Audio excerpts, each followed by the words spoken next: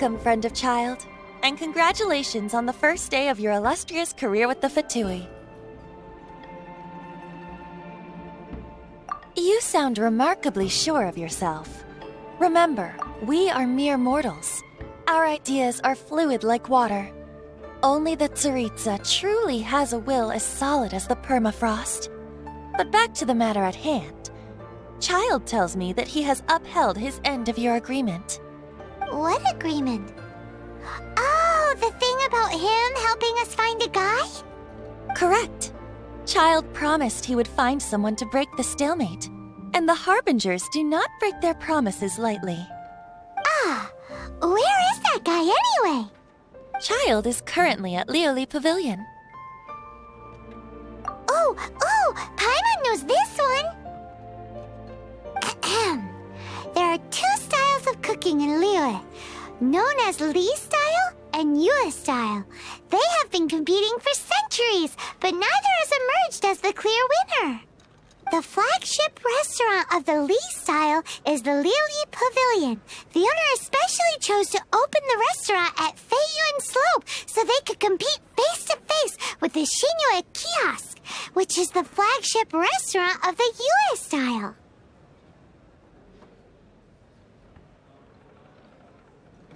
Don't talk to Paimon like that! Anyway, Paimon's hungry. Let's get moving.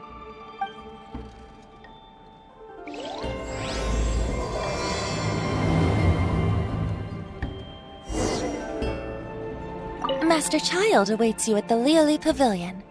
If you please, do not keep him waiting.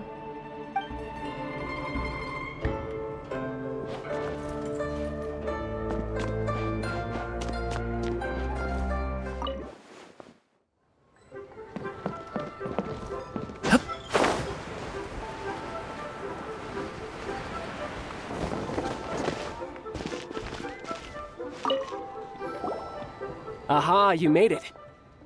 As promised, I have found someone who can help you. Someone who can solve the mystery of why the Liyue Qixing would hide the Geo-Archon's vessel. So, where is he? In Lioli Pavilion?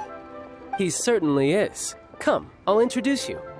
I took the liberty of setting up a business dinner, as per the Liyue custom.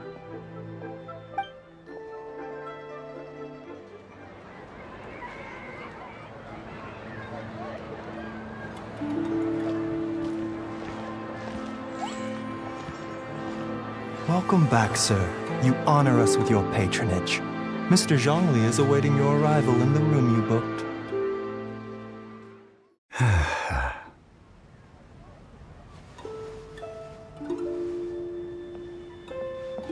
Hi.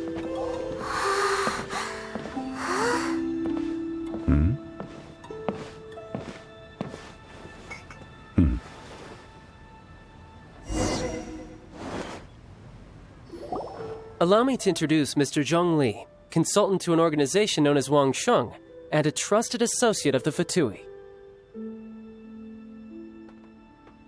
Indeed, Wang Sheng's line of work can be sensitive at times. Let's just say they understand when discretion is needed. And we, the Fatui, have always been glad to do business with friends who walk in the shadows. Walk in the shadows? It is an honor to meet you. I have heard tell of you from Mondstadt. Discretion? Shadows? Is Wangshan some kind of business involving dealing with people? Indeed. It is as you have guessed. The Wangsheng Funeral Parlor organizes burials. We ensure that those who pass on do so in peace. Huh? Did you think he was some sort of hired killer? The Fatui calls many such people friends, but the Wangsheng Funeral Parlor does not dabble in such business. Well, ostensibly. Well, they are still... I shouldn't say too much. In any case, I brought you to meet Mr. Zhongli because... Because I can bring you to see Rex Lapis's vessel. What? Don't be so surprised. Sure, the Geo-Archon's body has been squirreled away by order of the Tianquan Ningguang. But first, let's hear what Mr. Zhongli has to say, shall we? Rex Lapis may be the prime of Adepti, but he is ultimately an Adeptus. Many Adepti have left us over the millennia. This is the inexorable trend. The times have changed. You must have felt it too when you were at Jueyun Karst.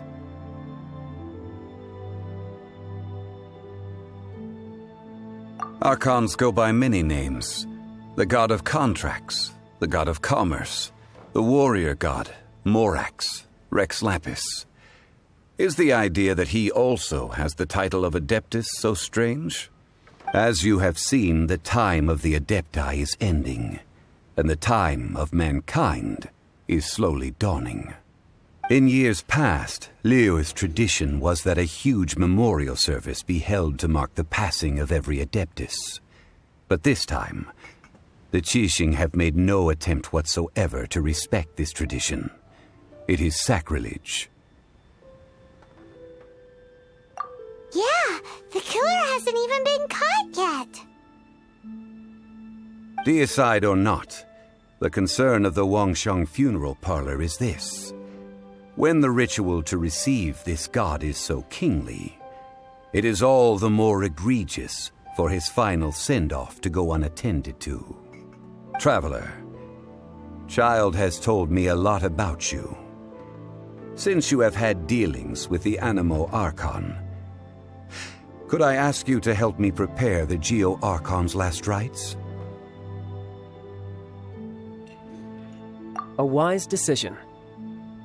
The Tianquan Ningguang has forbidden anyone from accessing Rex Lapis's vessel, which of course you would need to access if you were to achieve your goal of meeting all of the 7. Precisely. Only by participating in the rite of parting will you be able to see the form of Rex Lapis again. If we are agreed, come with me. We will speak of the details as we walk. All right, my bridge building work here is done. Turned out well, didn't it? You can go if you want to. Don't worry about me. I might just have a few more drinks and get acquainted with these things they call chopsticks in the meantime.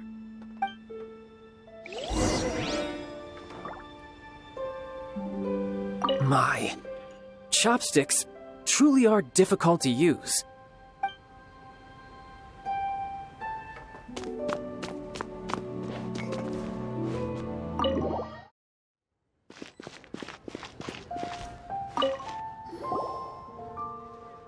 After having experienced the land of the absentee Archon, Traveler, how does it feel to know that our Archon and Adepti are here all around you in Liyue?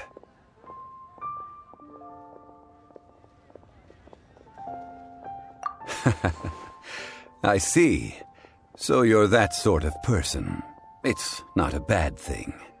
But I suppose you have yet to experience the substance of Liyue's 3,700 years of divinity.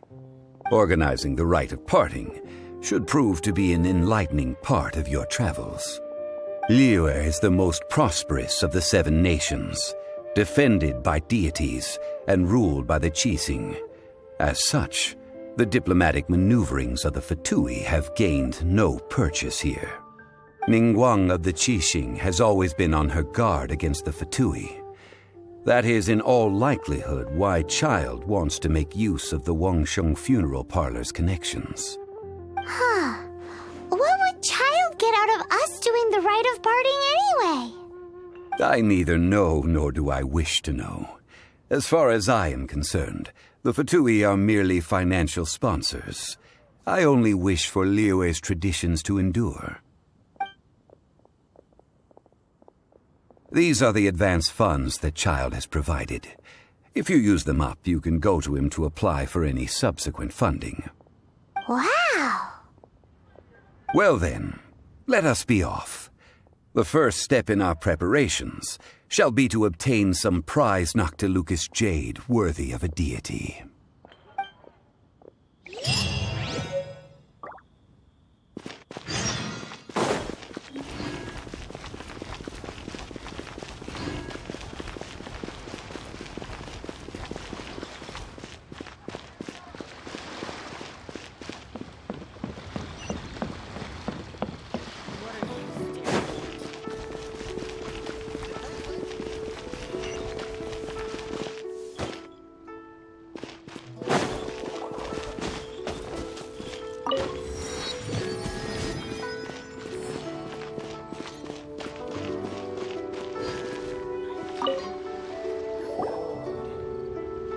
Welcome to the Jade Mystery, my good friends. Would you like to try your luck betting on Jade? This could be your lucky day.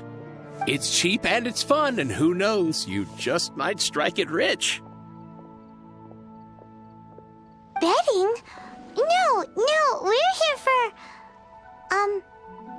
what was it again? Noctilucous Jade, of radiant grade at the very least. Radiant grade, Noctilucous Jade? I see. You're not a tourist. My apologies. I have some here for your perusal. What do you think? The Jade Mystery is an old name in the jade business. Just look at that wonderful quality. Rex Lapis doesn't often bless us with such finery. Go on, pick whichever one you like. These 3 pieces really do look pretty. Not like the ones you usually dig up. But how do we pick? Should we just grab one and go?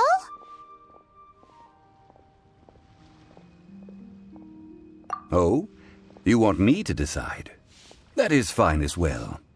If it were me, the answer would be simple. Oh? And that would be... I'll take them all, boss. Oh, you act with such panache, good sir. I always knew you were not a man of ordinary caliber. Oh, wait, boss! That one didn't count! We need to discuss it again!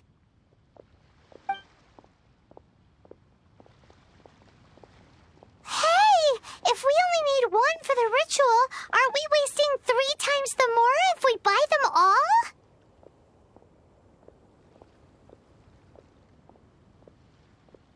Oh, Mora.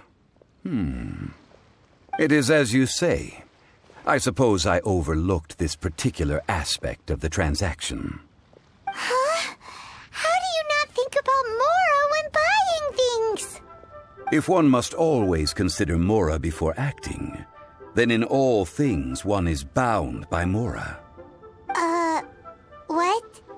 All Mora is currency, but not all currency is Mora. What?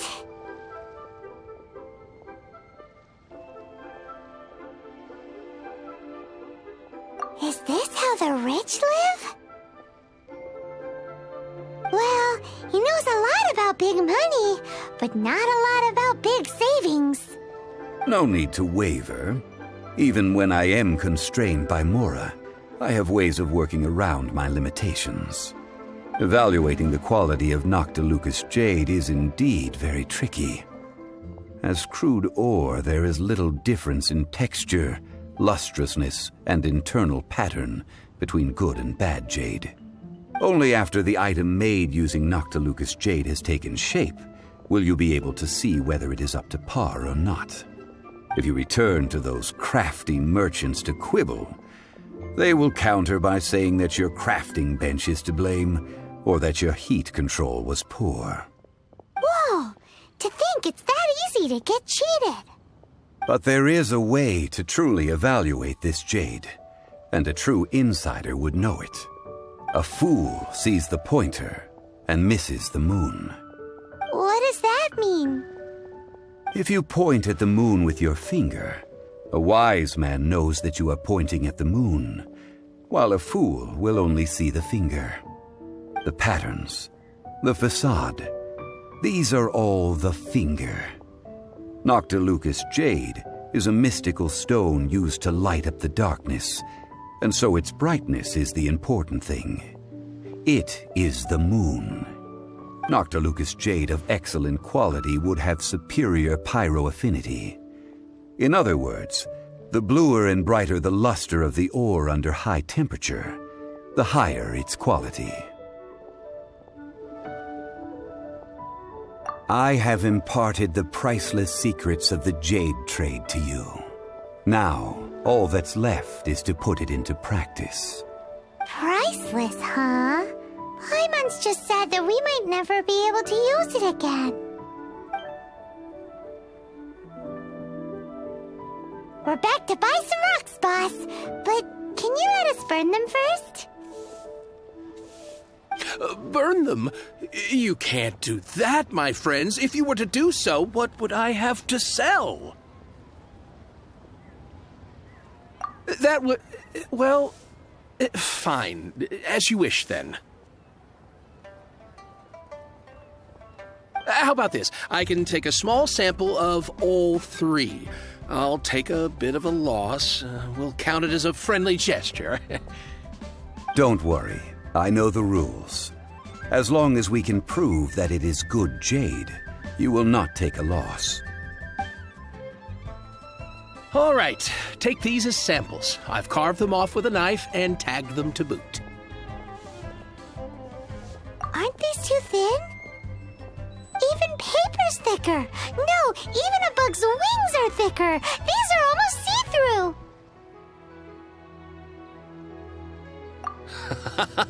Oh, you flatter me, but I have to be gentle with these rocks. They are my pride and joy. If I'd taken off even a bit more, it would have killed me. But wouldn't something this thin go poof if we held it to the fire? It can't be helped. Trying to deprive a merchant of his profits would be like forcing a ravenous wolf to vomit up the food in its stomach.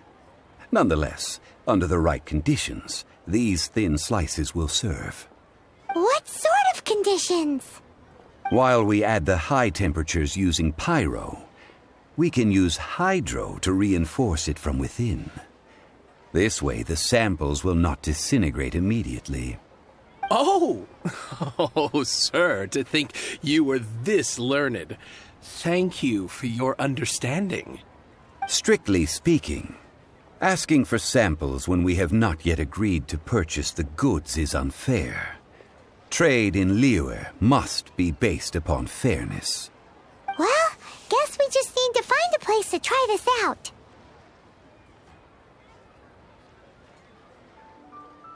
You mean at Wanmin Restaurant? As long as we do it when she's not in. That would not do. It is a place where people come and go. They would be endangered if the elemental reaction were to get out of control. We cannot take such a risk.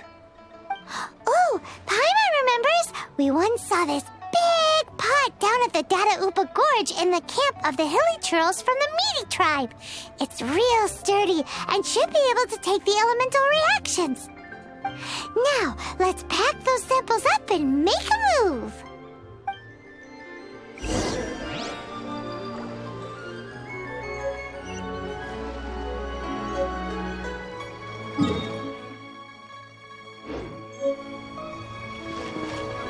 How is it? Anywhere near reaching a decision?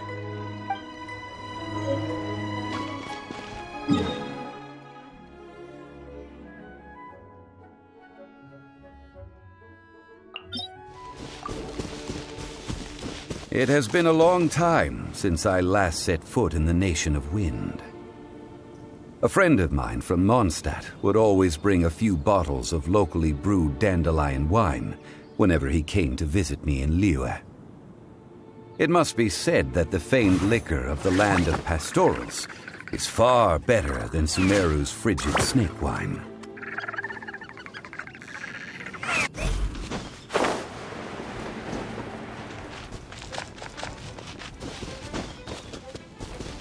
That's the pot! It looks like the hilly trolls are still using it. It's a bit impolite, but we gotta cut the line.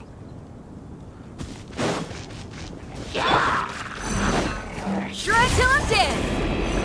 Power course! Congratulations!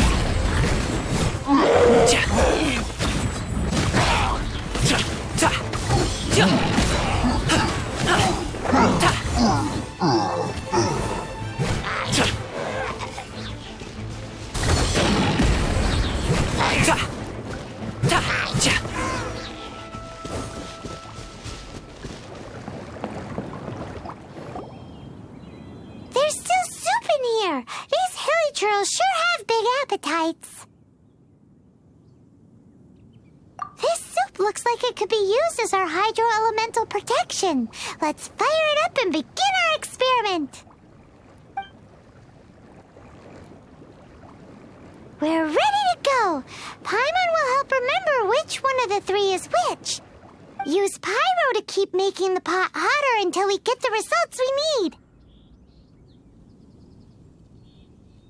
Mr. Zhongli said that the shinier and bluer the ore gets, the better it is. So, pay close attention.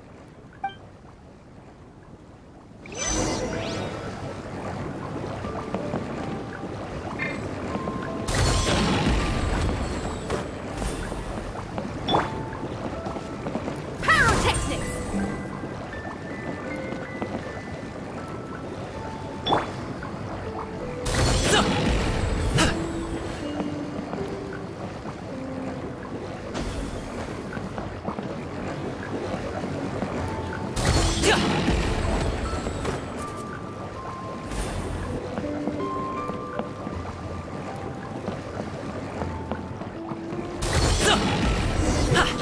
Whoa! That light came from the first Noctilucous Jade! Hilly trolls are surrounding us again! Were they attracted by the light? Such nosy neighbors! Let's take care of them and continue again after.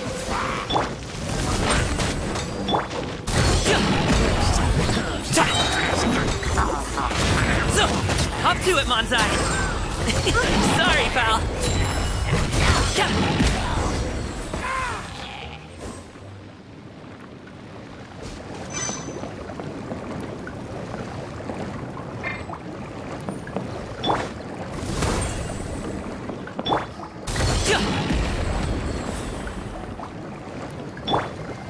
Let the show begin.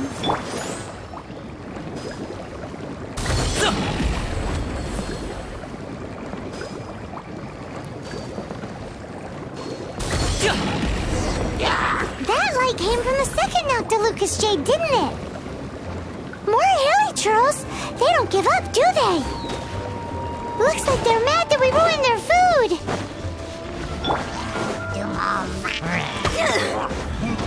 Power core!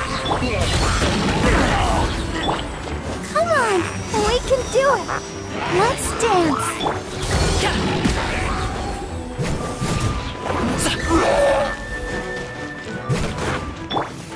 By royal decree!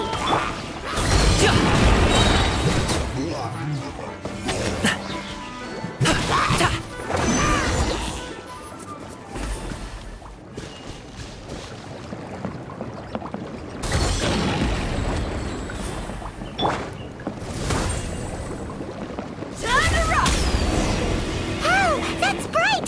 Too bright! That was the third Noctilucous Jade, wasn't it? It was so much shinier than the rest. Let's go with that one. Let's head back to the Jade Mystery to buy some jade, shall we?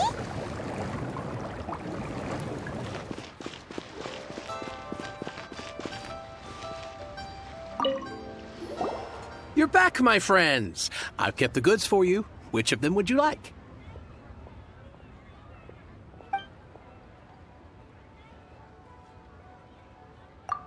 Exactly. That's the one Paimon remembers too. No problem. If you have your eye on this one, you can have it. Then we'll take a box of the third type of jade. Done. All the same, and pardon me for asking, but I'm curious. Whatever do you need this much top-quality Noctilucous Jade for? I suppose it would not hurt to tell you. We need them to make implements for the rite of parting. Parting? Oh, dear. I'd heard the rumors, but had given much thought to them. This means that Rex Lapis really is... Oh, it's hard to believe. Even though the Jade Mystery has been in decline, we have always been under his protection. It is said that when our Lord lost his way while going incognito in the city 200 years ago, it was a spoon from the Jade Mystery that he had used to sample the local delights. Alas, all things must pass. Well, if this is to be used to say farewell to Rex Lapis, then I shall sell this to you at half the price. Are you sure? You didn't want to even give us an inch before. If not for our Lord's protection, this city wouldn't exist as it does now. No proprietor could earn money off such a thing.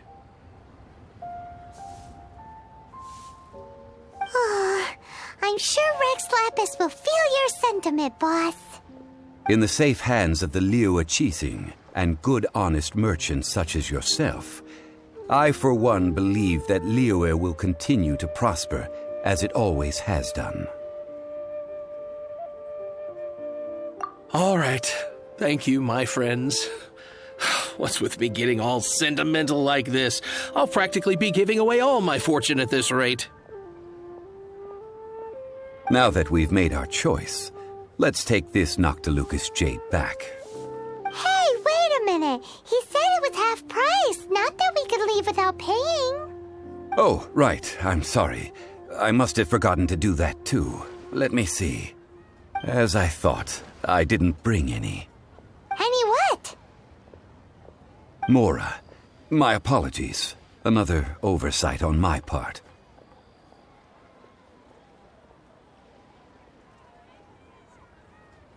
Oh, that won't do. This isn't some small sum. Oh, wait! Didn't Childe give us some advanced funds earlier? That's a relief. Have a look, boss. Is it enough? It's fine. Just enough for half price. Though, to be honest, it'd be all right even if the sum wasn't quite enough. Well, it's settled then. Let's take this jade to Yujing Terrace. That's where we plan to hold the rite. Look at you bossing everyone around. You didn't cough up a single mora.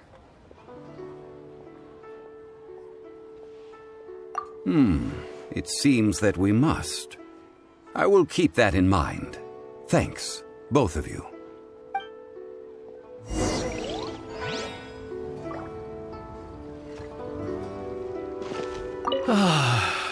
Rex Lapis. Rex Lapis.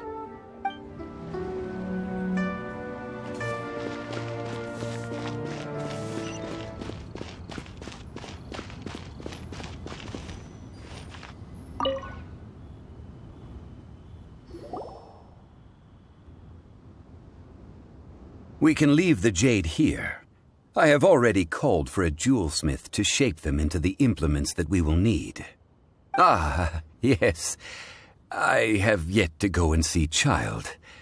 So, as for the jewelsmith's remuneration...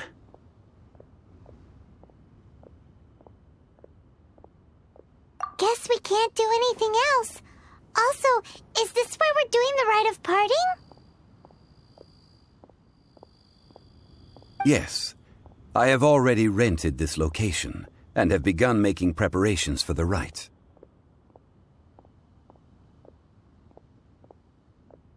That's right. The Liyue Qixing have acquiesced to using the same location.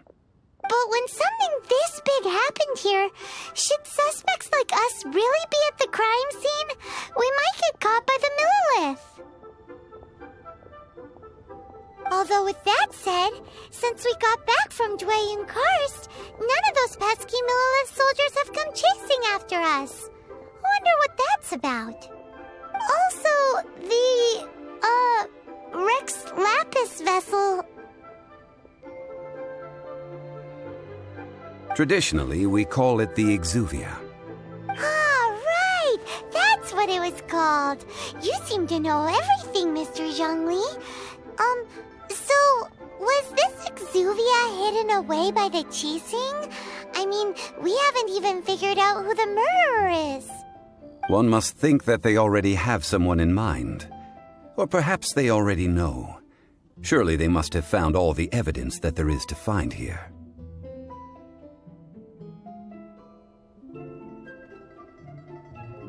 These things are for the authorities in Yujing Terrace to consider. Trying to help would probably only add to their troubles. Before the rite is conducted, the Exuvia will be kept temporarily in the Golden House. Golden House? The only mint in Liyue, which is to say the only mint in Teyvat. All the mora that flows throughout the world is minted there. Wow! me about anything bad. Paimon thinks it suits Morax. But why do you know this, Mr. Zhongli? Since the rite of parting has the approval of the Qiqi, it is a semi-official event. As such, there is already some limited information available.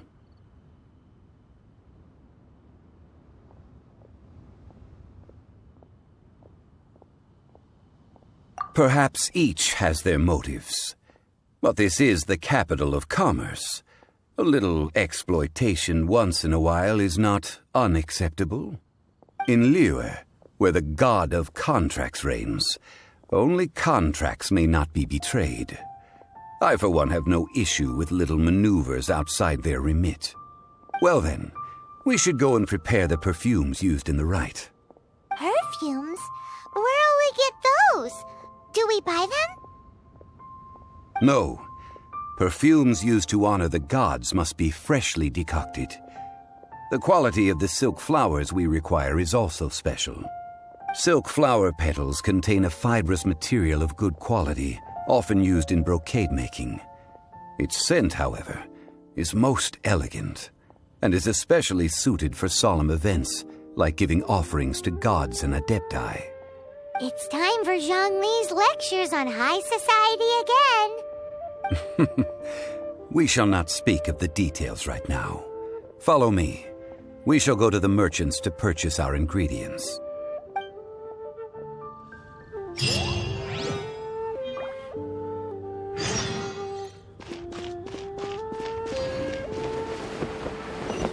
You can't beat the atmosphere here at Liyue. Hey, boss, do you sell silk flowers here? Silk flowers? We certainly do. Which kind would you like? Which kind?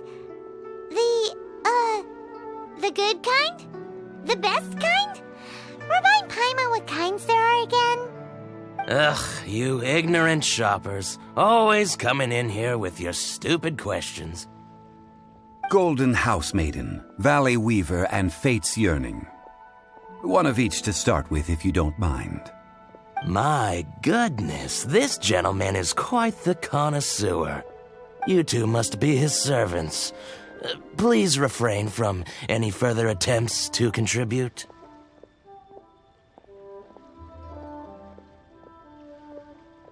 Now then, please peruse at your leisure.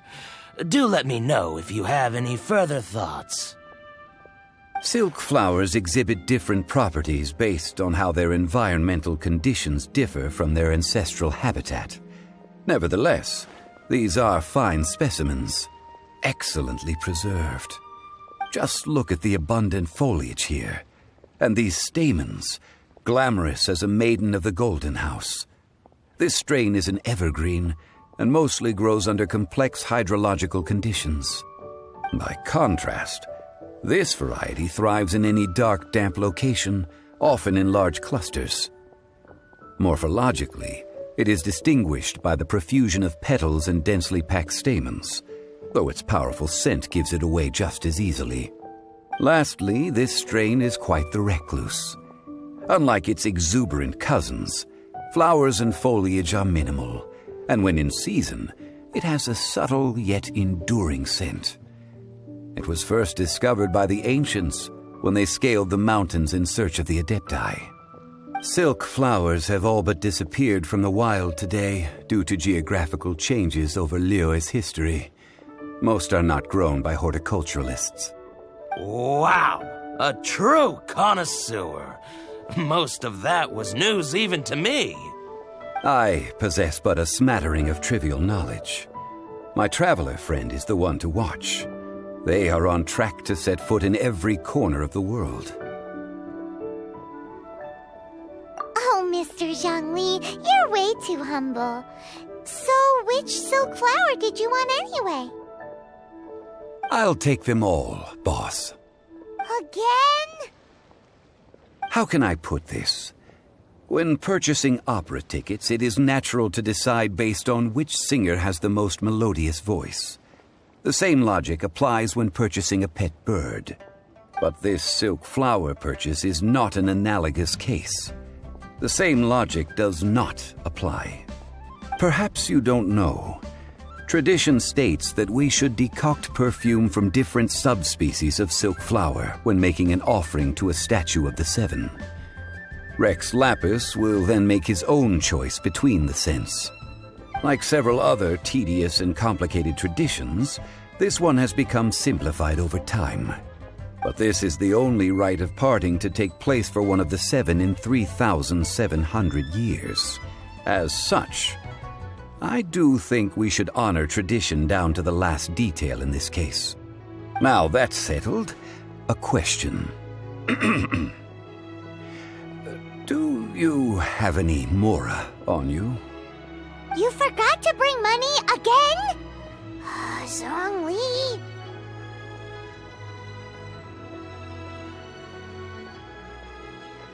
If I may interject, did I hear you say that these flowers are to be an offering to the Lord of Geo himself? Yes, in a sense. Gosh, well, why didn't you say so? I heard the awful news about what happened at this year's Rite of Dissension. It would be bad luck to say it out loud, but I've been worried about our dear Lord ever since. I'm worried that everything I've heard is true. Since these flowers will be used to glorify our Lord, they're free of charge. Just don't forget to pass on my regards. Are you serious? Why wouldn't I be? I would be nobody if not for Rex Lapis. If he hadn't written those poems in praise of my wares, they'd only be worth a fraction of what I can sell them for today. Huh. So much folklore here revolves around Liyue's deity making cameo appearances in support of local businesses.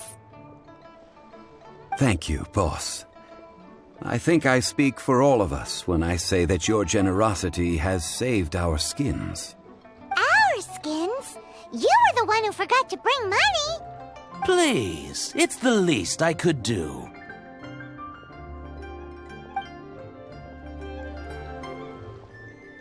So, now that we've got the flowers, how do we make the perfume? Ideally with the help of an expert. Unfortunately, none of my acquaintances have personal experience in the art of decoction. Talk about first world problems. Hence, I need you to help by asking around in the city. Try the common folk, especially women. So this time we get to go around town looking for nice-smelling ladies to talk to? Paimon likes this job. I will wait for you near the statue of the Seven. Meet me there when the perfume is ready. Maybe we can find some good candidates at the Adventurers Guild. Let's ask Lan. She's master of the Liyue branch, right?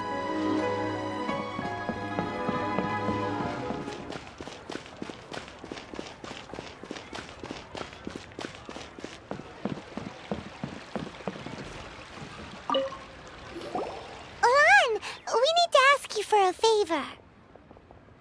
I stopped accepting commissions a long time ago. Sorry, you two, but you'll just have to ask another adventurer. Oh, it's not that kind of favor. It's just a teeny tiny thing. Wow. Just wow. Do I look like the kind of girl who wears perfume to you? I think you're underestimating the kind of person I am. Well, Paimon thinks you smell amazing. So come on, Lan. What's your secret if not perfume? Now that you mention it, yes, there is something. What is that scent? Oh, it must be from the Qingxing flowers I picked on the way back. I forgot I still had them with me. Aha! The truth is out. Lan's got a soft spot for wildflowers. No, they were for medicinal use only. Anyway, this is a pointless conversation. If you want to know about perfume, try talking to Qimei. The fortune teller, right? Paimon remembers she smells pretty good. Thanks, Lan. See you around.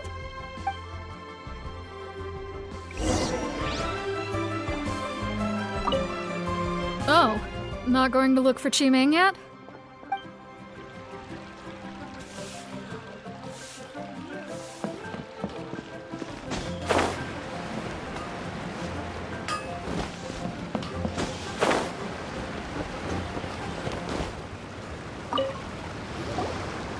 Hello. How may I help? We've come to ask you a question. Perfume? I rarely think to use it, let alone about how to make it myself. That said, some of the cosmetics I use are scented. Perhaps that's the cause of this confusion. Since I usually set up my stall by the docks, I avoid perfume like the plague, because Celestia forbid those lusty sailors catch a whiff and come hunting for the source. That's the worst thing Paimon's heard all day.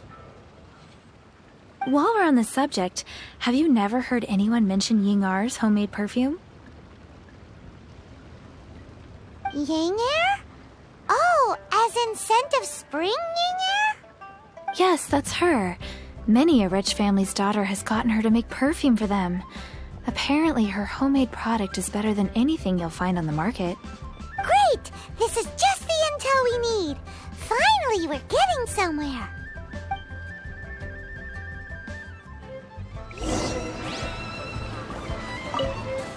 If you have the time, come and have your fortune told down by the harbor. I'll give you a special price.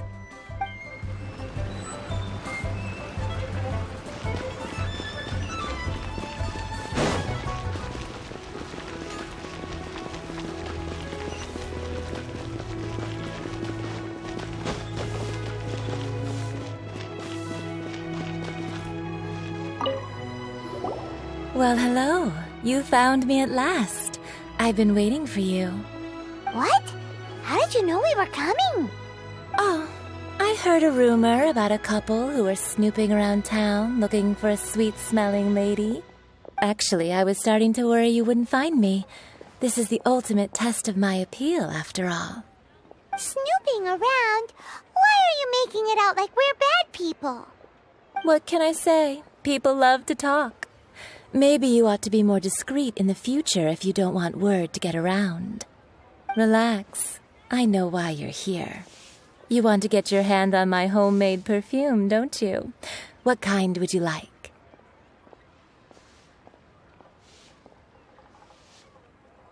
Three in one go. My goodness. You have extreme tastes for someone your age. Maybe the rumors I heard were true after all. You're on the prowl and need some sweet-smelling ammunition? Is that it? Is that the best you could come up with? Even if you were genuinely offering perfume to a deity, that doesn't explain why you'd need 3 kinds. Sorry, your story just doesn't hold water. Zhongli was right. People don't remember this tradition anymore. As one of my favorite poems goes, O cherry tree, begrudge not thy blossoms as they are deflowered in the spring, for come winter, even thy sturdiest wood shall wither. That went over Paimon's head a little. In short, I'm happy to help.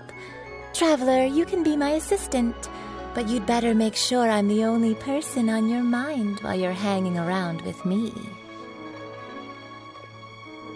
So, where is a good place for making sweet, sweet perfume? You mean Wanmin Restaurant? Good choice. Let's go.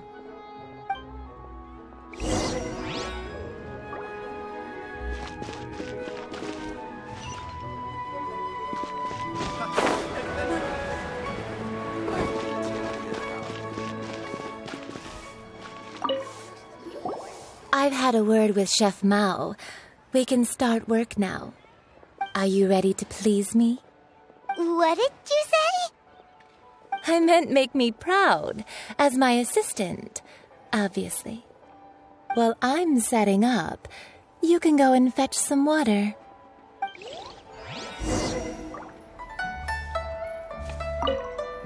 Have you fetched the water? No? Have a look behind Wanmin Restaurant. Chef Mao is a professional chef.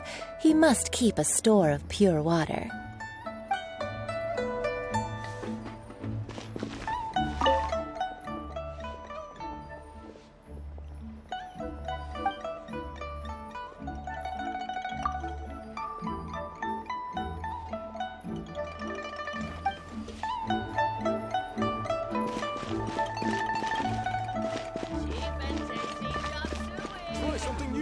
on main restaurant.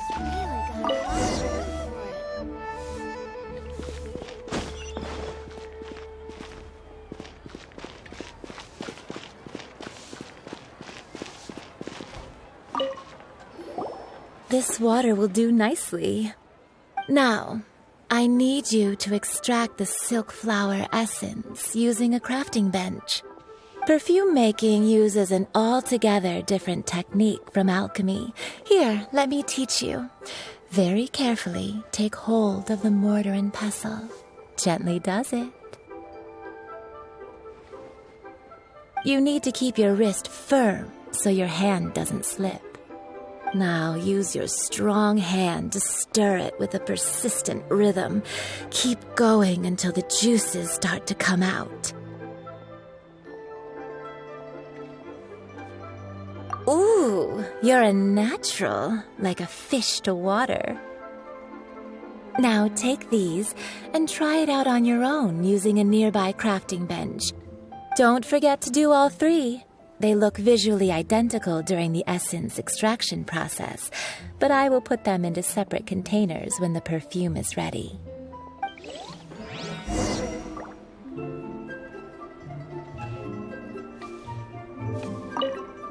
Well, aren't you going to try it out? Has the crafting bench broken?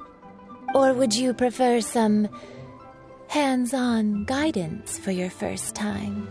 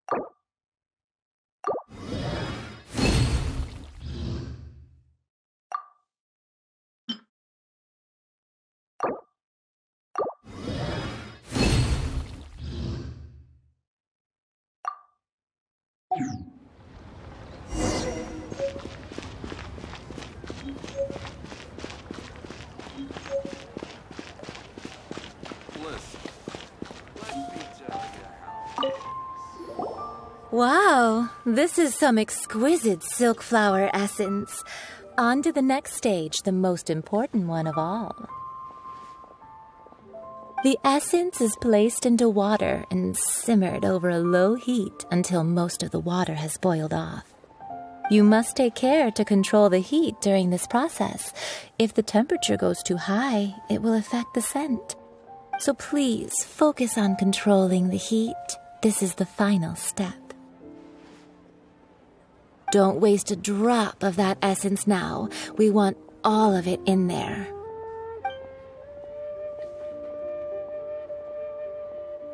All three perfumes are ready, and you, my friend, were a wonderful assistant. A testament to the lengths you will go to for romance. It's so rare to see nowadays. Anyway, shall I give you a brief overview of each scent? It might just help you match the right scent to the right occasion. Paimon wants to hear this. This first one is sweet as candy, straight out of a fairy tale. Younger women will love it. The second one is for those with more refined tastes, the first choice for daughters of high society. Finally, the third one has a soft but lingering scent, like a mist that captures the last light of dusk. Mature women adore this one. All clear? Don't get them mixed up now. You'll ruin the mood. Good. Be sure to come visit if you ever need help with anything, okay? I'll leave you with some parting words. One who tries to sail 3 boats simultaneously should be careful not to go overboard. Come and hang out with me at Scent of Spring sometime, okay? Let's take these 3 perfumes over over to the Statue of the Seven. Mr. Zhongli's probably been waiting a while. Try something new at the Wanmin restaurant.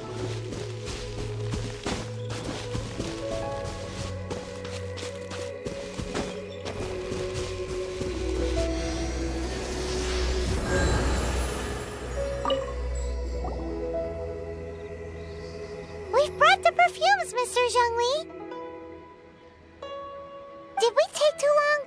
You were just staring up at the statue.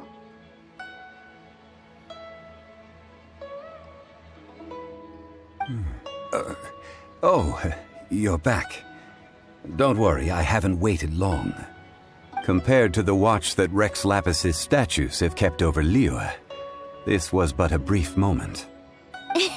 Well, how can a person compete with a statue? That is true. Well, have you brought the perfumes? 3 sets, and not one less. Thank you both. Let us offer them up. This is the first kind of perfume.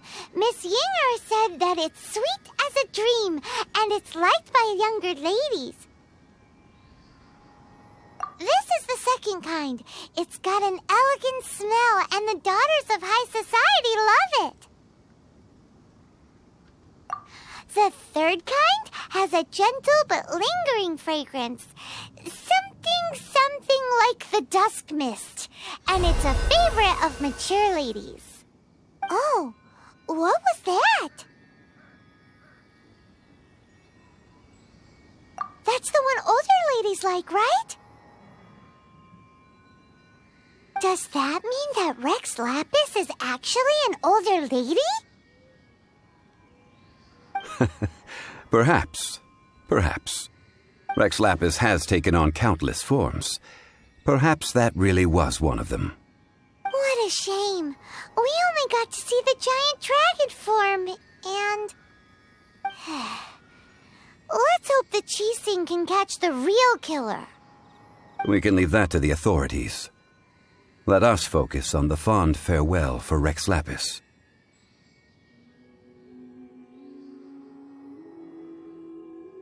So, we finished another step in our preparations. What's next? Next, I would like the two of you to help me borrow the cleansing bell. Cleansing bell? At present, a friend of mine named Madame Ping is the guardian of the cleansing bell. She lives near Yujing Terrace. If you ask her, she will know what to do. Sure, but aren't you going to come with us? I have certain reasons why I cannot be there in person. Please, do this for me. Man, why's he gotta be so secretive this time?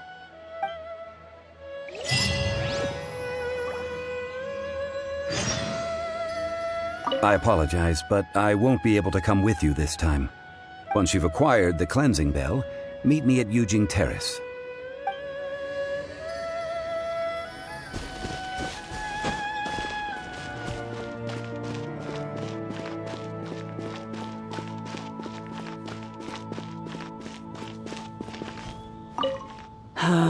All things must change. Youngster, are you here to admire the flowers? But it's a shame. These glazed lilies have almost all wilted. What happened to them? Back in my day, people said that glazed lilies can read human hearts. If they heard beautiful sounds like laughter and singing, they would also bloom joyfully. But if they heard too much wild gossip or slander, they would quickly wither away. So that means these flowers feel what's happening in Liyue? Yes, the rumors of Rex Lapis's death are no small matter.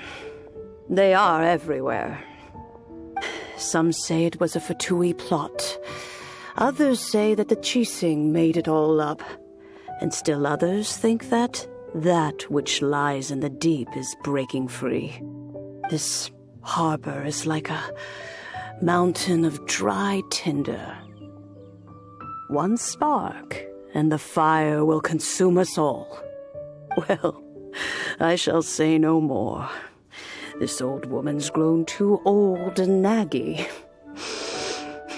Did you have something to say, youngster? Borrow something? Oh, you've come to borrow the cleansing bell, yes? Apart from that, I don't have anything of value that you youngsters might want. But it was not originally mine, either. That trinket used to belong to a friend of mine. I was a vain beauty when I was young, and I would pester him for that bell all the time. He could not dissuade me, and so he gave it to me. But he said that if someone should come to borrow it, I must not be loath to give it away. It has been many years, and who knows how many times someone has come to borrow this bell. Still, though, I can't recall when it started. It's been a long time since anyone has come to borrow it. Oh, these old bones are so slow to look for things. I doubt you can wait that long. What a weird thing to be proud of. All right, children, there is no need to worry. I didn't place the bell very far away. Do you live near here, Granny? Whoa, but this is Eugene Terrace. It's gotta be expensive. Oh, an old lady like me can't afford to buy a place in this city. See this ceramic teapot? My entire household is in here. How does that work?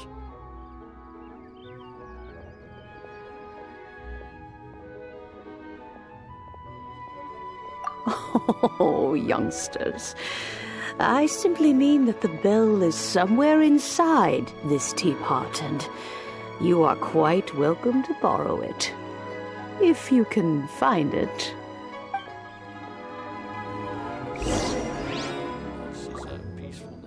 Aren't you youngsters in a hurry to find that bell?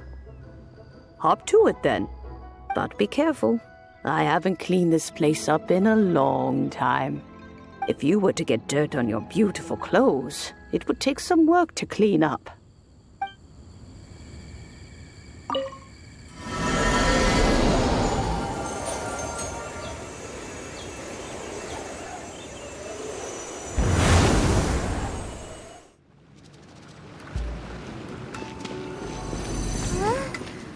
Where are we? What just happened? Youngsters, this is where this old woman keeps all her things. Quickly now, go fetch that bell. Whoa! That sounds like Granny's voice. So, this is her teapot? What's going on? Oh dear, so many cobwebs. It seems I really haven't cleaned it in a long while. Sorry to trouble you, children. Please help an old lady clean up.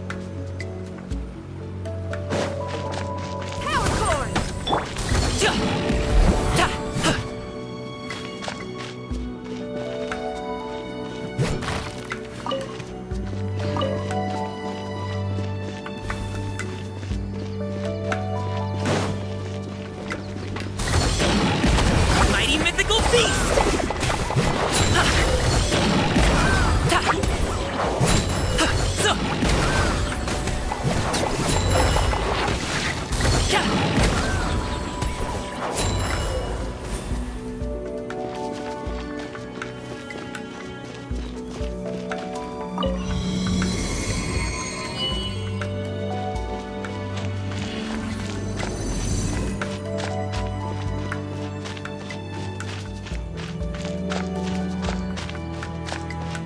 you notice?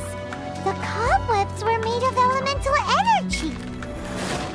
How long has it been since Granny last swept this place?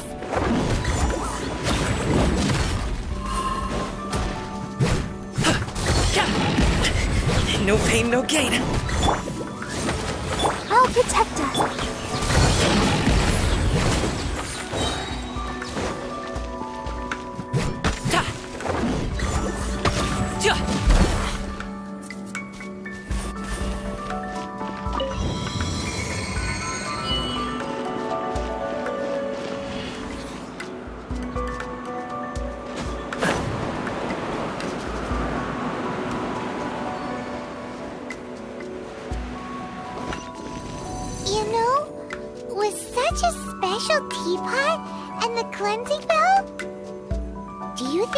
Granny could also be an Adeptus?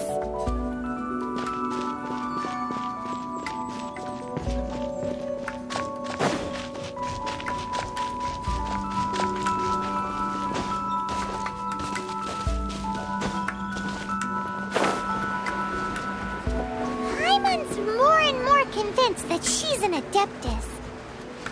But don't they all live in Childe Karst? Why would she stay in the city?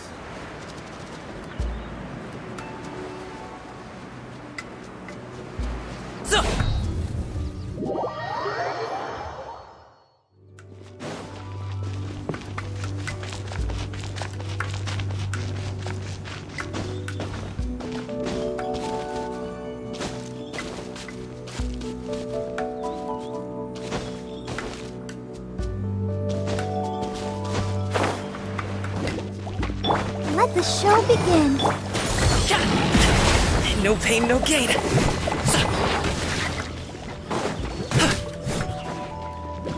Feel the beat.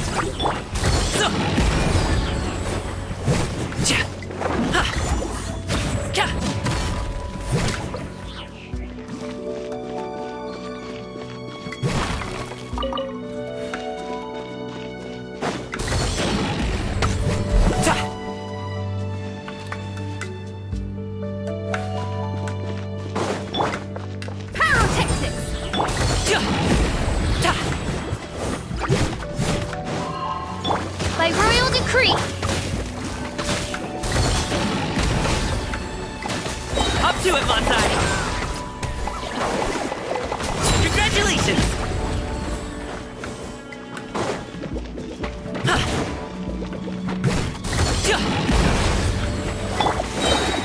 Power cord. Shred till I'm dead. Oz reveal the.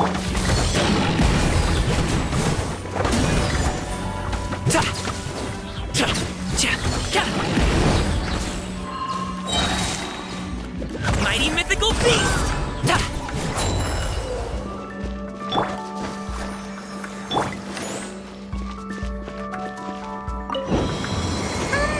How many levels does this teapot have? It would be nice if we had one of these too.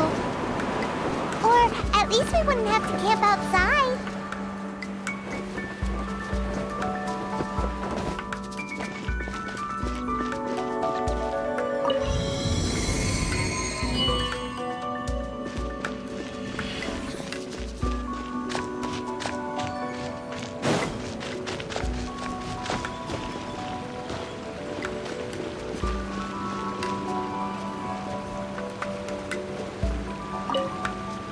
Oh, you found it. Youngsters are so quick on their feet. Oh, now, let me see. All right, that'll do. Come on out now, children.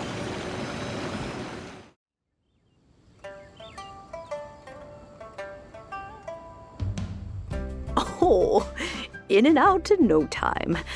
You youngsters really are quick. An Adeptus. Oh, I haven't heard anyone say those words in earnest for a long time. As to whether I am one or not, child, surely you already understand. Paimon kinda knows what you mean, but is also kinda confused. Are you really giving us the bell just like that, Granny? Don't you think it's weird? Something's just happened to Rex Lapis and then we come running up asking for it? Oh, don't be silly. Liyue Harbor has been through a great deal in its history.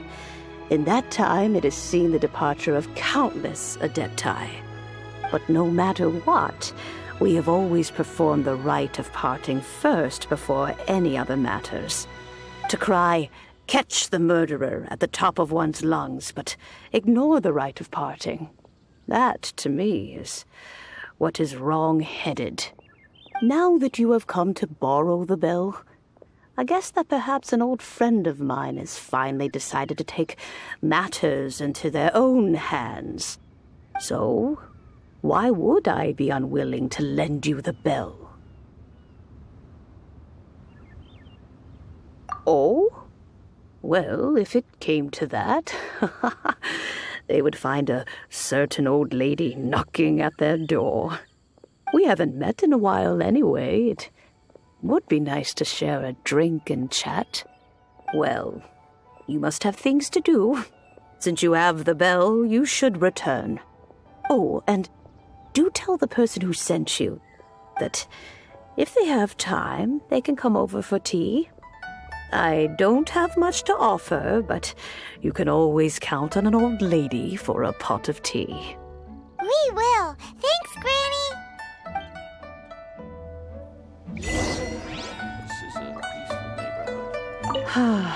It seems my old friends just can't stand idly by anymore.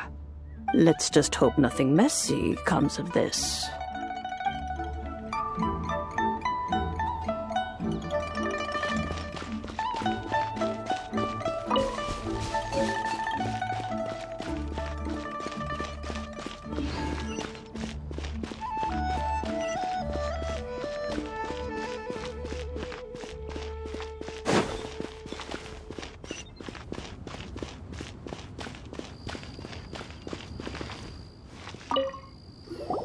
Indeed, this is the cleansing bell. It's in good condition. Let's place the perfume we've prepared inside.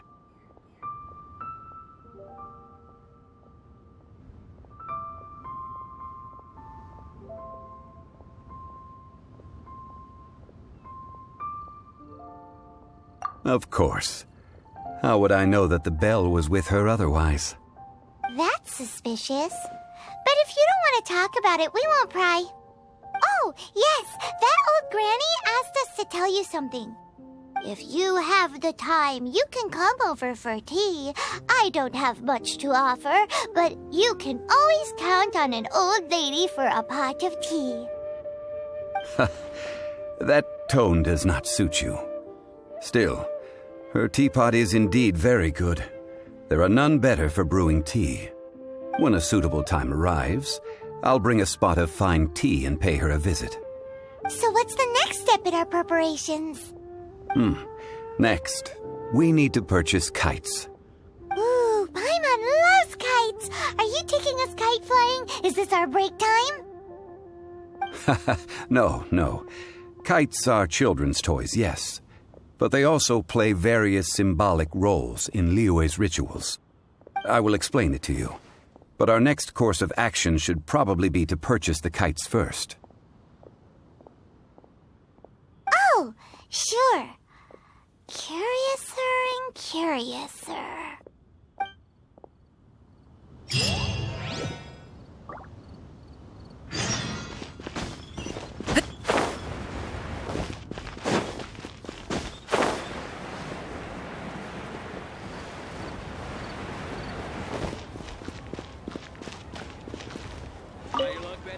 Ah, sir, you're here.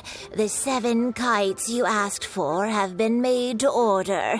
Would you like to take them now? Yes, thank you. It's rare to see customers who want to buy this type of kite nowadays. In the early days, we used to get orders from people of all walks of life. Well, this is Mr. Zhongli from the Wangsheng Funeral Parlor, so he's probably well-versed in all these walks of life. We've talked about a whole bunch of things while traveling with him.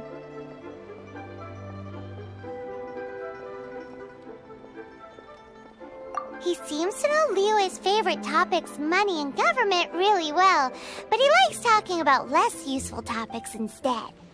Well, that's because I prefer to share fun things with you. Children's toys are very fun things, that's for sure. I enjoy watching the children at play as much as anyone else, but there is more to it than that.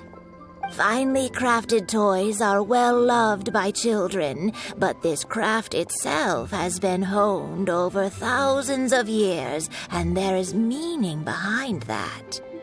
I have made kites in Liyue for 40 years, and I am intimately familiar with the forms passed down from my ancestors. The meaning of these 7 kites is far from banal. Indeed. These are decorations used in the rite of parting. The 7 kites represent the 7. I took the liberty of coloring outside the lines when doing the insignia of the Animo Archon. As for the kite that honors the Geo Archon, one must follow the contract given right down to the last letter. These patterns are ancient, and you can also find them in the Golden House. Ah, Paimon's heard that name before. Huh? The design of this kite displays a firm grasp on the cyclicality and eternity so dear to the Electro Archon. These markings of tree and leaf pay due honor to wisdom and the passage of time. All this on a single kite. Truly astonishing. Justice flows across the surface of the waters. War rages like a flame. As does that which the Cryo Archon once... Yes. These details are masterfully done. The compliments of a learned man truly are pleasant. Well then, Granny Shen, I shall take these back with me. As for the payment... Well, allow me.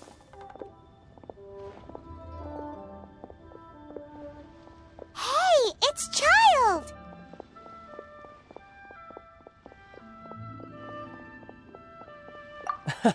No, I was merely passing through.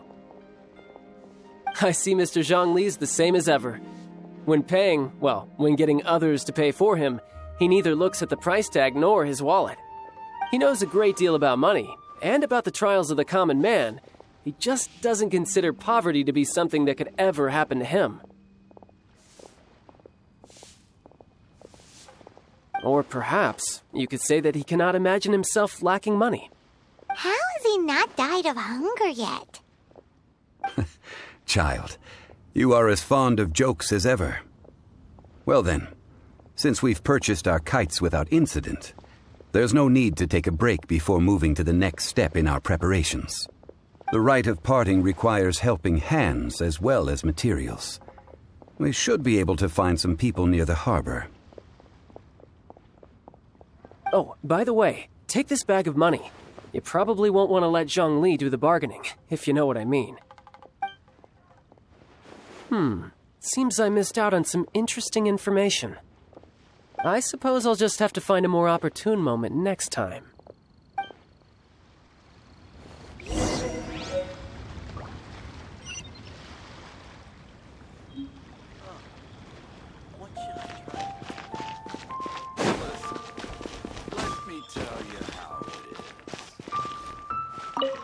Hiring help?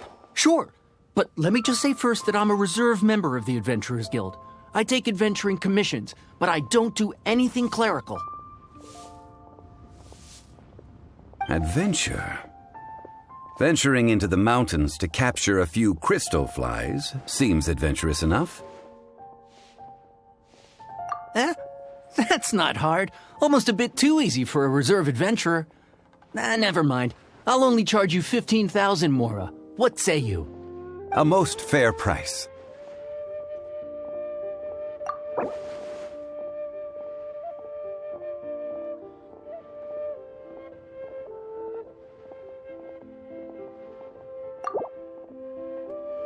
That won't do, I'm afraid. It's too little. Too little, I say.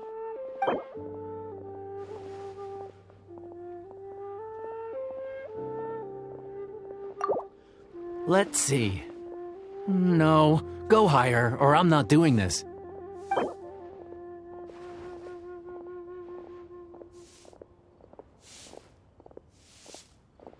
5 geocrystal flies. Yes, I do think it's worth about this much. I'll do it.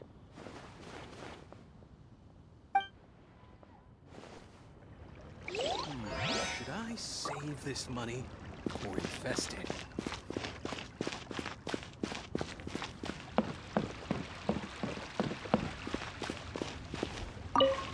A full day of odd jobs at Yujing Terrace.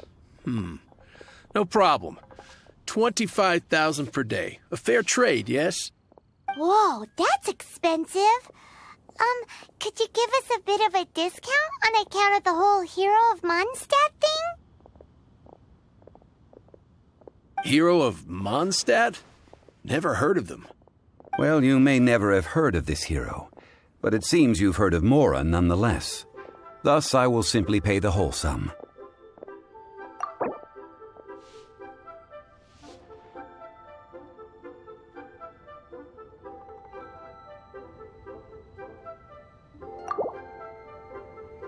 This is too little. I'd consider it if it was a bit higher.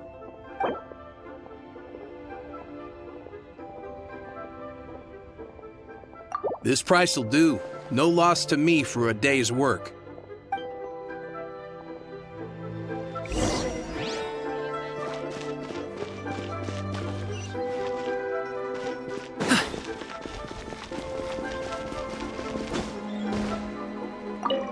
Oh, help? Sure. I, Tick, always put in 100% effort into everything I do. Of course, there'll be a premium if you want me to give 110%. So what's the job? Let me see. We are still missing some wooden implements over at Yujing Terrace. They aren't uncommon objects, so I didn't make any special preparations for them. No problem. That'll be 20,000 Mora for a single trip. How does that sound? Done. This is all you got? Then no can do. Child? No. He's putting up the money? Oh, still no. Wouldn't that mean I have to make 2 trips rather than 1? How about this? Let's make a trade. I'll take what you're offering right now, and get me a single Chinxin flower, and I'll consider that payment for a detour to find this child fellow. How does that sound? Guess we've got no choice.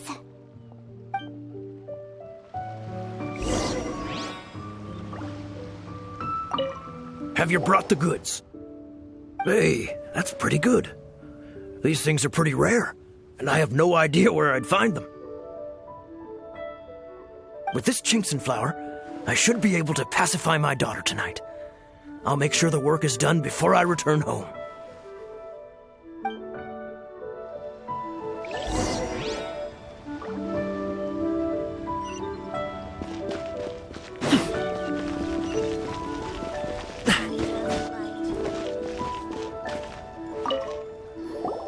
All finished then? Splendid.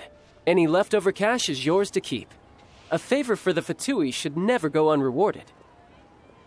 You think you can buy us off with some loose change? No way! Paimon demands to know when the next payment is coming. Well, how does this sound? You give me the information I need, and maybe I'll leave the Northland Bank's vaults open and unattended for half an hour. What info do you need? Does that mean you know what he's after? Yikes! You're right! Signora! You both need to calm down. I don't know what's gotten into you. Just what is this about? The atmosphere got so tense all of a sudden.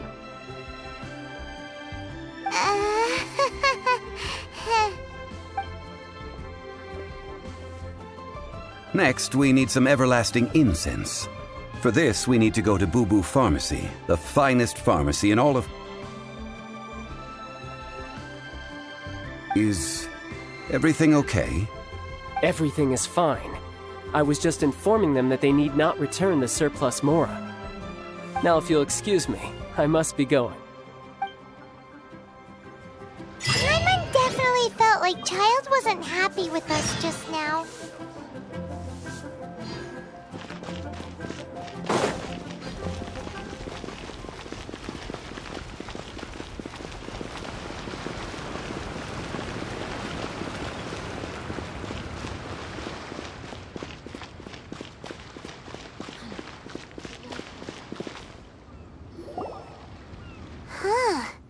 The reception is deserted, and it seems kinda spooky in here. Hello?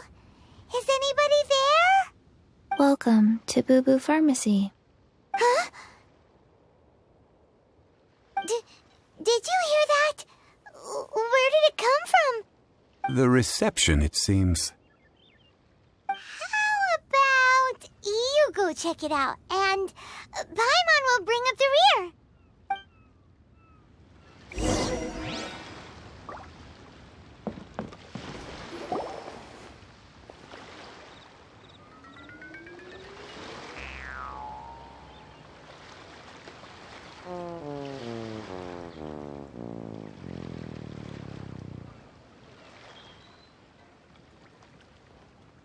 Oh, there you are. But you can't even reach the counter.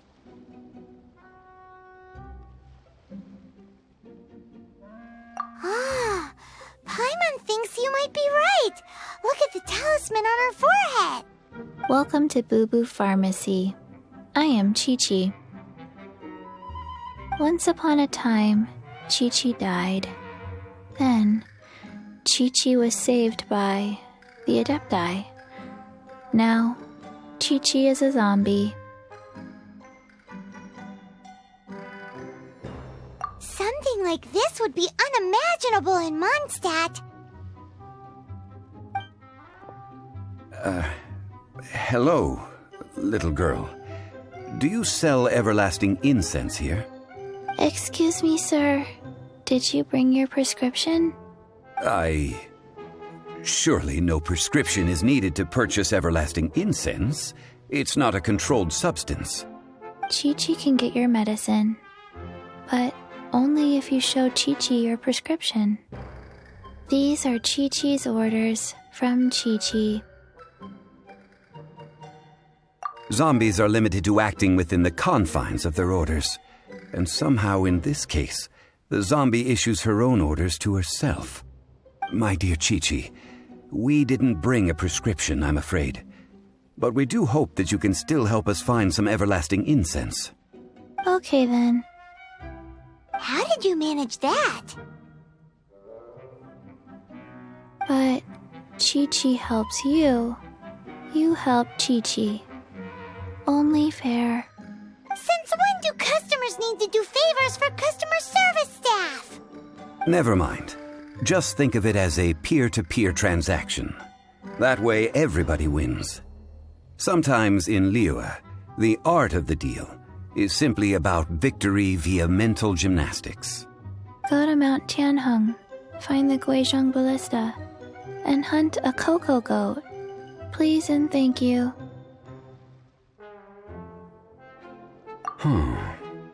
Guizhong Ballista. I have heard of this device before.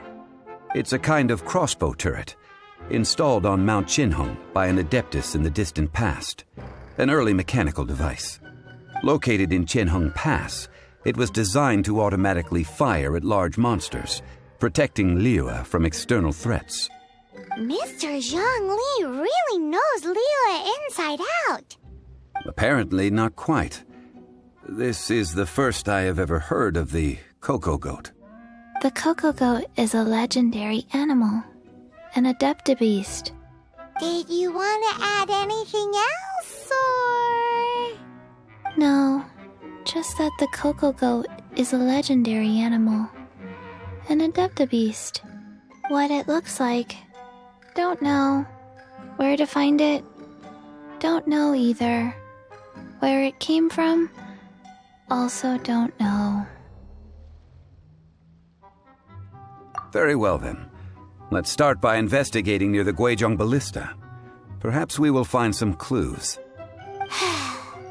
What the heck is a Cocogoat?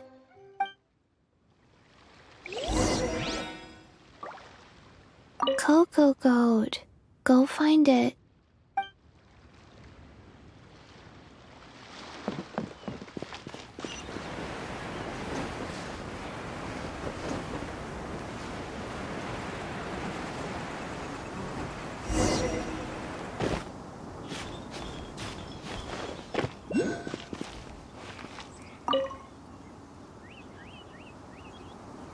It's huge! Paimon can totally believe it took an Adeptus to build this. But how do you operate this thing? Just think how much strength you would need. It is currently inoperable in any case. This device is broken. Aw, what? It broke? After millennia of wear and tear, even Adepti contraptions are difficult to maintain. So what are we gonna do? Quick, Mr. Zhongli, use your unlimited high society knowledge powers! You almost make it sound like I'm some sort of bourgeois parasite whose only utility lies in providing quaint pieces of trivia on demand. That said, let me think for a moment. Ah, yes. Spare parts were made for the Guizhong Ballista when it was first built, in case it was damaged in battle. As I recall, there is a military supply post from that period somewhere inside the pass. If we can retrieve the spare parts from where they are stored, we may be able to repair the Guizhong Ballista. One just needs to understand the basic working principles of the device. So, what you're saying is that you actually understand the working principles? I have a smattering of knowledge on the topic. With the parts in hand, I could at least tinker with it.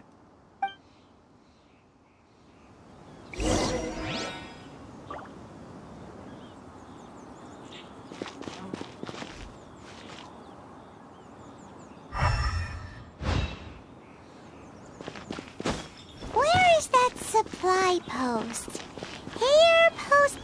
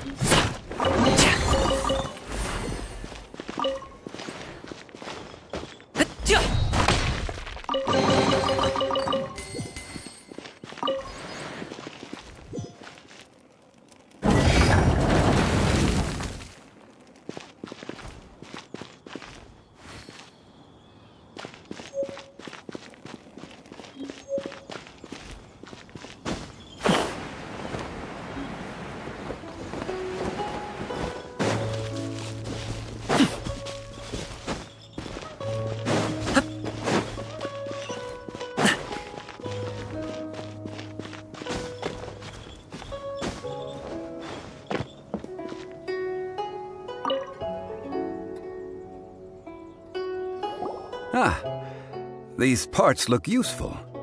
One moment. I will try to repair the device. It is done.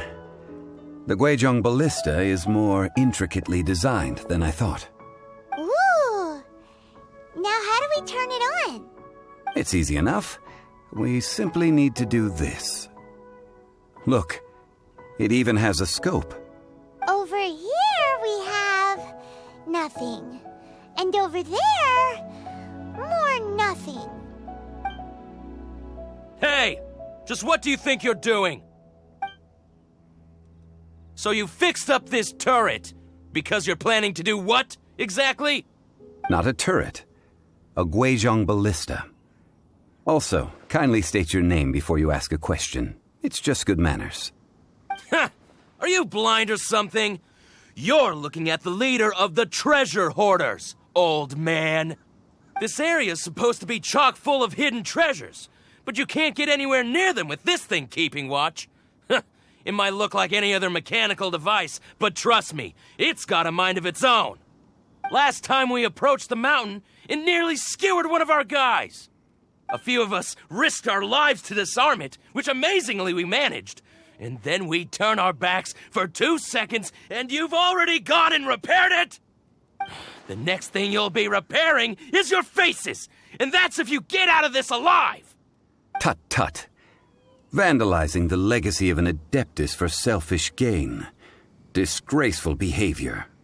It is not we who need reprimanding, but you.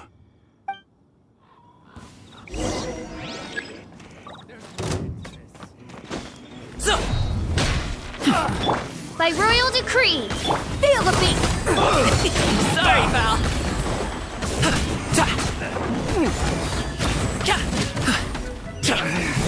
Should ice my hair. Wings of darkness, come, sever night from day. Alley-oop.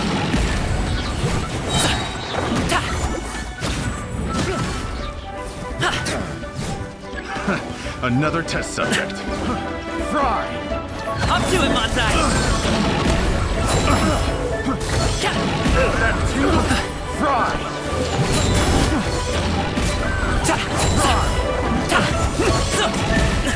Still breathing. Come on, we can do it. I'll protect us. Pyrotechnics!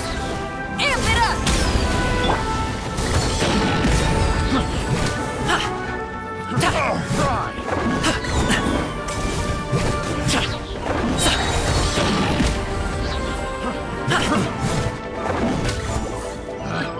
Picked the wrong test subject. You're open. Power cord! Many happy returns.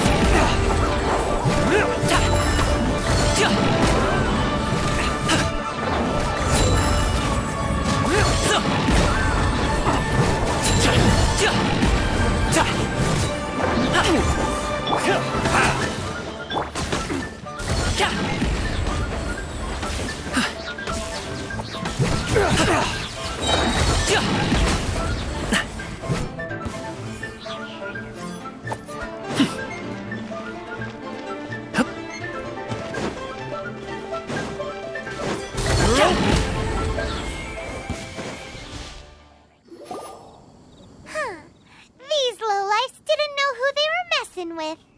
Troubling ourselves over this rabble is not worth the time. We should focus on our contract with Qiqi. Oh yeah, that! So we've got the Guizhong ballista working, but where's our Cocogoat? A search using the Guizhong ballista revealed no significant life forms nearby, save for the usual wildlife. What's more, a contraption built using Adeptus technology should have no trouble detecting an Adeptibeast, as Qiqi put it. Which means... Paimon wouldn't go that far. We did something positive, right? We won't solve anything while standing here and racking our brains. Let's return to Bubu Pharmacy, explain that we could not find a Cocogoat, and review our next step. Good idea. We did our best, and that's what counts.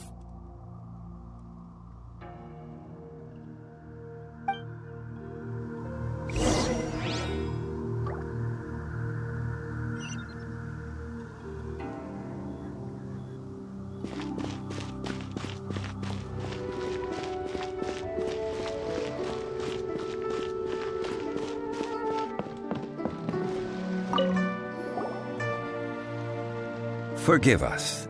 We were unable to fulfill our end of the contract. We found no trace of the Cocogoat Adeptibeast of which you speak. What a disappointment. Don't worry about it. But I feel very disappointed. Aw, poor Qiqi. Why does Paimon feel so guilty all of a sudden? Cocogoat milk is tasty. So tasty. Much better than normal goat milk. Only an Adeptabeast could make such tasty milk. I'm sorry.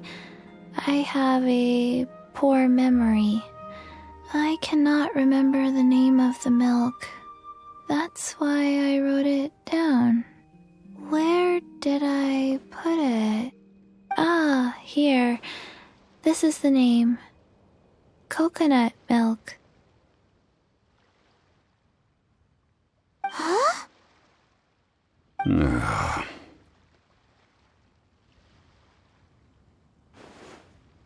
I owe you both an apology. I hastily agreed to what appeared to be an equitable agreement with this zombie child, when perhaps I should have undertaken further due diligence. Never mind, Zhongli. You didn't know. As the Liyue proverb goes, all things are random and, so how are you supposed to predict anything? Literally no one could have seen this coming. Excuse me, everyone. Did Qiqi say a bad thing?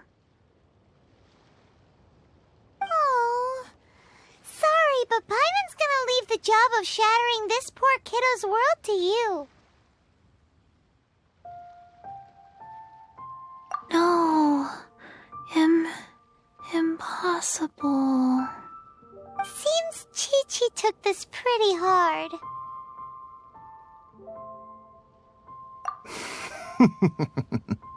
Someone learnt a valuable life lesson today, then.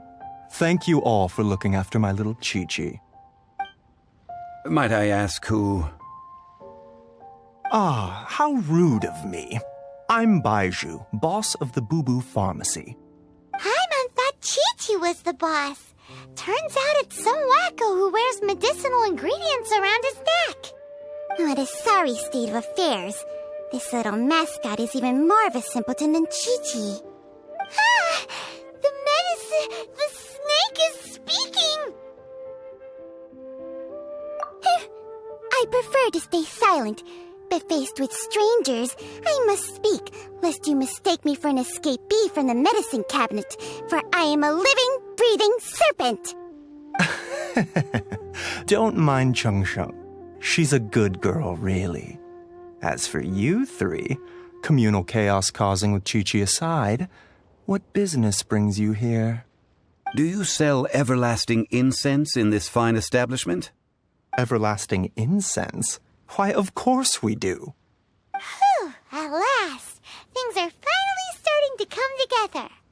3 million mora. Top quality. Guaranteed. Aw, too bad the Qixing have taken it over for now. Security will be tighter than usual. 3 million. An innocuous number in and of itself, though practically speaking, it could be a hard sum to come by. It's a crazy number. We'd never be able to make that much mora. And as for Mr. Zhongli, he's around 3 million short. This is correct. What are we gonna do? Is this the part where we go crawling back to Childe?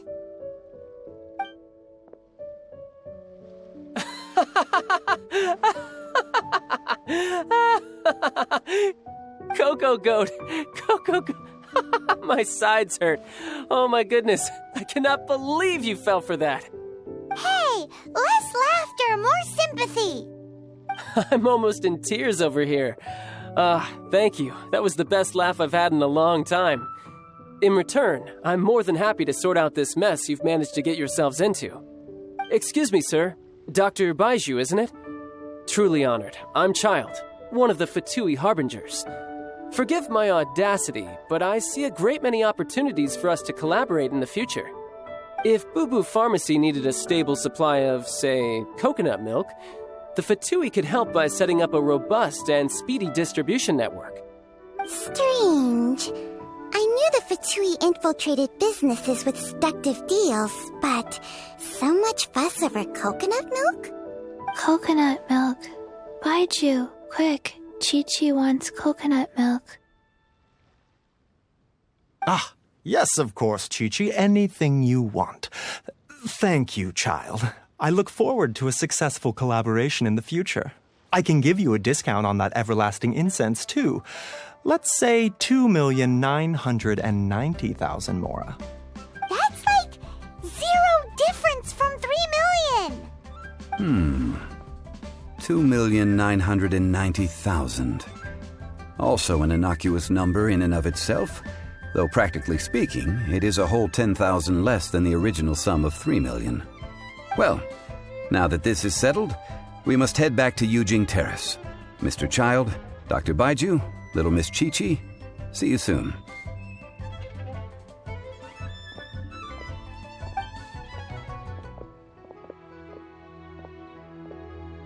Ah, that lot is an absolute riot.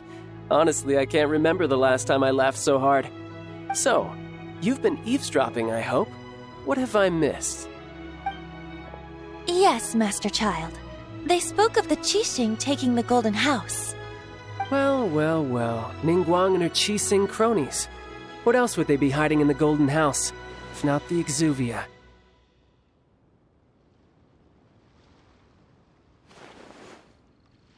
I apologize, but I warned you, didn't I? As the old Liu saying goes, the walls have ears.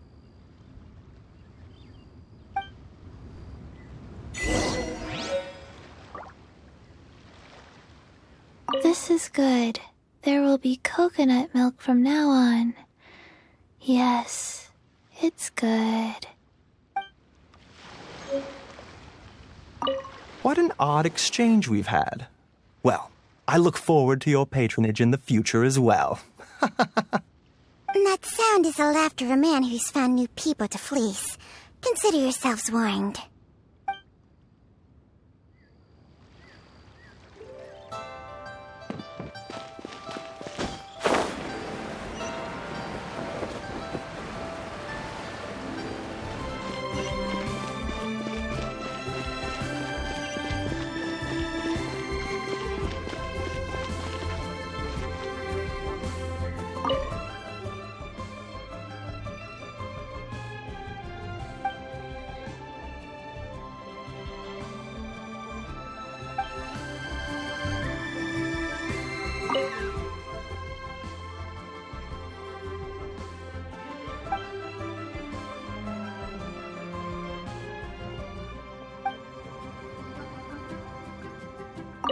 Well, as it stands, we've hired helpers, and we've acquired the everlasting incense.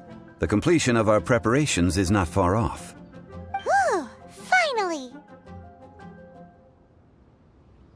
Well, traveler, have you gained anything from our adventure so far? Odd.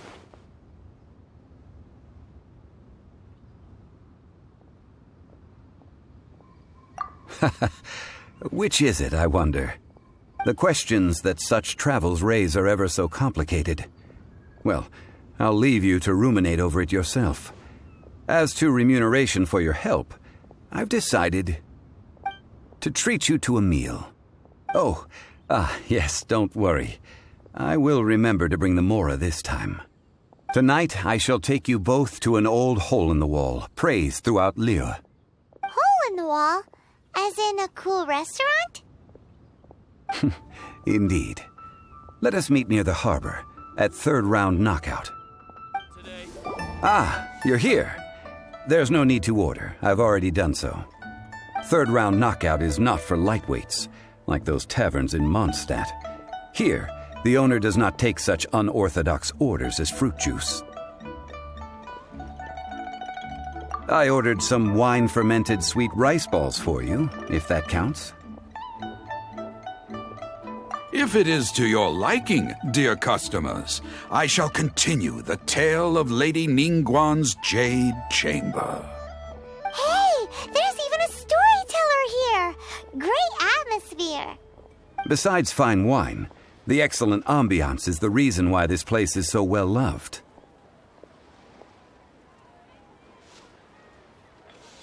But when I say ambiance, I refer to a different sort from the one the Teyvat travel guide uses to judge other establishments. As you all know, high above the land of Liyue lies a pavilion in the clouds, a palace in the mist. What does it mean to have all-seeing eyes? This, my friends, Lady Ningguang's masterwork that bridges earth and sky. Imagine, the weather is clear, and you gaze down from the deck on the world below. Behold, the glorious sights of Liyue Harbor, stretching out far and wide. They say that when Lady Ningguang ponders important affairs, she retreats to her Jade chamber with none but her 3 closest confidants in tow. Why brings she these trusted 3 to sift through sources, dig through documents, looking for information? Piece by piece, facts and figures paint a picture on the walls of the chamber. But well before the wall is filled, Lady Ningguang's mind is made up. Having made her call, she has every last document shredded, and whoosh, she scatters the shavings out her window. Ah, look at them, how they billow in the wind like a sudden swirling blizzard. As the fragments fall, traces of text flicker before the eyes of the merchants of Liyue, like ink stains in white snow. The saying goes, the rarest treasures in the land are the words brought by the paper snow. For the words of the Tianquan have the power to move mountains, and all throughout the land know it.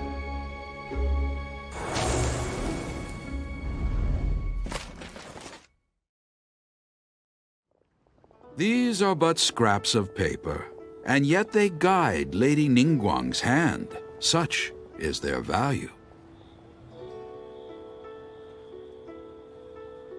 Merely grasping 1 or 2 of them will surely gift you a fragment of her wisdom, enough to stay a step or 2 ahead of your peers. Tianquan Ningguang. Feels like we're hearing this name a lot. Liyue locals talk about her. The Fatui hate her. She's most likely the one who hid the Exuvia, and we saw her at the Rite of Descension. Huh. Paimon wonders what sort of person she is. At last I have found you. You who returned from Jueyun Karst. Who's there? Wait, I am not with the Millelith, nor am I here to claim your bounty. However, I am an emissary of the Liyue Qixing. My name is Ganyu, secretary at the Yuehai Pavilion, and I have come specifically to meet you. Well, in concrete terms, I am the corporate secretary for the Qixing. At the moment, I am serving as Lady Ningguang's special emissary. Ningguang sent you? We were literally just talking about her. My apologies, you who have returned from Jueyun Karst. I am duty-bound and cannot extend my courtesy to you in full. But I have with me a letter from Lady Ningguang. She extends a formal invitation to you in her capacity as Tianquan. She invites you to her palace in the sky. An official invitation? Lady Ningguang said this. Invite him to come here. I wish to meet him. At the Jade Chamber, together we shall snip every one of these entwining dark threads. And with that, the emissary who called herself Ganyu just disappeared. But we've received an invitation from the Liyue Qixing. Paimon still can't believe it.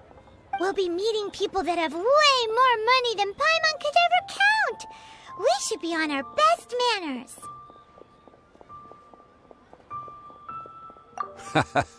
An invitation to visit the Jade Chamber is a rare honor indeed. You'd best be on your way now. But don't forget about the rite of parting. Once you've finished at the Jade Chamber, meet me at Dihua Marsh. Don't worry, we won't forget. Dihua Marsh. We'll see you there.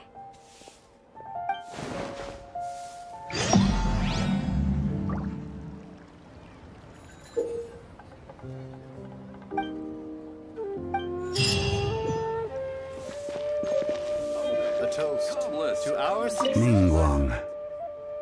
Ganyu. I wonder where we will find them amid these dark tides.